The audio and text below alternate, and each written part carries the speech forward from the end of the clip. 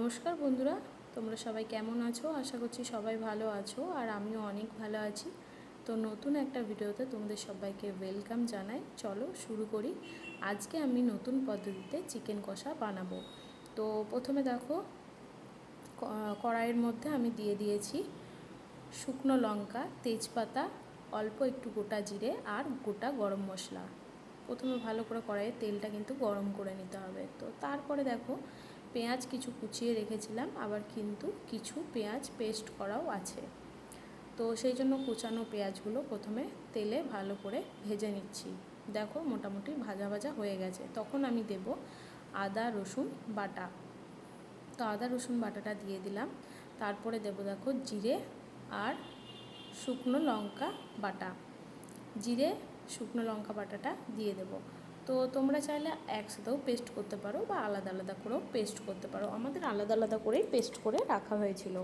তো তারপরে দেখো, এগুলোকে কিন্তু ভালো করে ভেজে নিতে হবে। আমি কিন্তু এখনও পর্যন্ত দেখো ওগুলোকে ভালো করে ভেজে নিচ্ছি। আর একটুখানি যেগুলো বাটির গায়ে লেগেছিলো, সেই একটু করে জল দিয়ে কিন্তু আমি মশলাটা কষাচ্ছি। অল্প করে জল দিয়ে দিয়ে কষালে কিন্তু বেশ সুন্দর লাগে খেতে।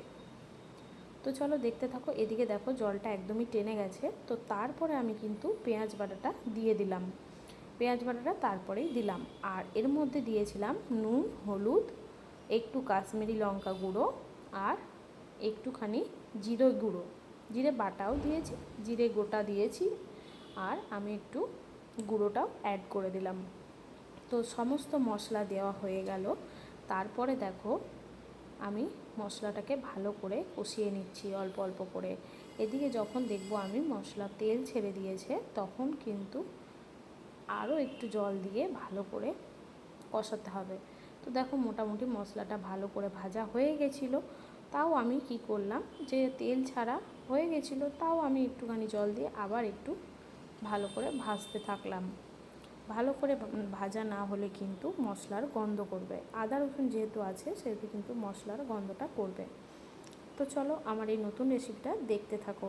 এরপরে কিন্তু চিকেনটা ধুয়ে ভালো করে রাখা আছে, একদমই ধুয়ে রাখা ছিল, কোনো কিছু মাখাইনি। অন্যদিন অন্যরকমভাবে করি, সেই জন্য মাখিয়ে রাখি নুন হলুদ সমস্ত কিছু। কিন্তু আজকে আমি একদমই কিচ্ছু করিনি, সমস্ত চিকেনটাকে ভালো করে ধুয়ে নিয়ে রেখে দিয়েছিলাম নর্মালি। তো তারপরে দেখো কষা মশলাটার মধ্যে আস্তে আস্তে দিয়ে দিলাম। দিয়ে দেওয়ার পরে ভালো করে কিন্তু চিকেনটাকে কষাতে হবে অনেকক্ষণ পর্যন্ত। এখানে কষাতে কষাতেই চিকেনটা প্রায় সেদ্ধ হয়ে যাবে, তখন কিন্তু আমি জল দেব। তো চলো আমার এই ভিডিওটা কেমন লাগছে অবশ্যই জানিও। ভালো লাগলে লাইক কমেন্ট শেয়ার করতে একদমই ভুলবে না। আর তোমরা কারা এরকমভাবে চিকেন বানাও আমাকে কিন্তু অবশ্যই জানাবে। আর দেখো সব রকম চিকেনের অনেক রেসিপি আছে, তাই কেউ কেউ অনেক রকম পদ্ধতিতেই বানাতে পারে।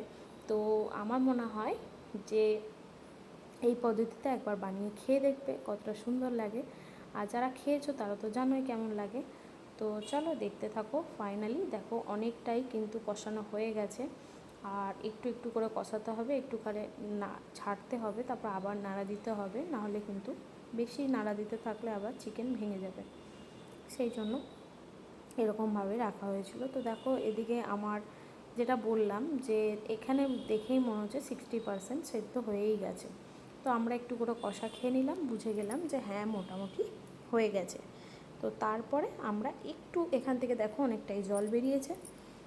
তো ঠিক আছে, এরপরে দেখো একটু জল দেব, কারণ কি একটু জল না দিলেও হবে না। এটা পুরো কষা মাংসটা, এর মধ্যে আমি একটুখানি জল দিয়ে দেবো, দিয়ে ফুটতে দিয়ে দেবো বাকিটা সেদ্ধ হওয়ার জন্য। তো কেমন লাগছে অবশ্যই জানিও। আর এই রকম এত সুন্দর একটা চিকেন, কালারটা বুঝতে পারছো কতটা সুন্দর হয়েছে। এরকম একটা চিকেন দিয়ে খিচুড়ি কেন, ভাতও জমে যাবে। তো আমাদের এর সাথে ছিল খিচুড়ি।